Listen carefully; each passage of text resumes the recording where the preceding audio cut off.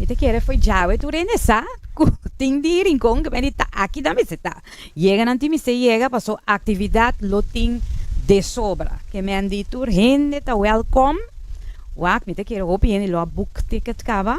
Otro nang lo está buscando medio nang manera voto para nang llega, pero tu renta welcome. Tu renta welcome. Actividad de sobra, passou no começando for o 30 de março, vai ter que promete mei. E planificação tá yen, que men se vou compreender foi 30 de março, ora no sen de mecha, chega 1 de mei, está com full. Sim. Um tras o outro. Então tá intensiva. Segundo dia não tá bem. Se uma bisa orate também, que tem atividade, um tá acaba e outro tá começar. Hopi energia me se tem favorável em parte final de abril. Miguel agregar acerca também na turnos em rural rond Bonaire, passou tem fenômeno tá entrando agora aqui que não tem lugar para gente não queda. Meu hotel na Aguiena, apartamento rond Bonaire também está llenando. Então, me quero uma chamada na turno, se não tem facilidade aí, para fazer mais, para nós poder para nós passar para ele, na rural, não que também já for, não me de lugar para quedar.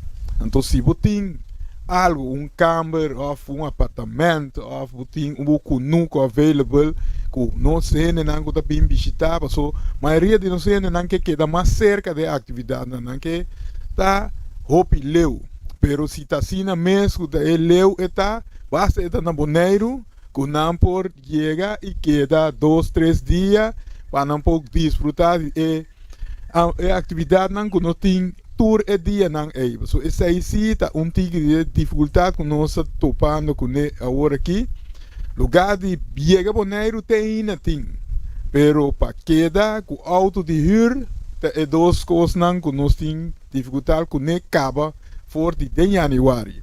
Pois tu só gente não que tem facilidade aí por comunicar conosco, lá não sabe, você tem quarto, você tem câmara de três gente por queda, ou conuco com time por queda, lá não sabe e nós por fazer isso aí que nós gente não tá toma contato com você para chegar num arreglo que nós por facilitar nós gente não também já for também e maneira que não queda na Bonaire.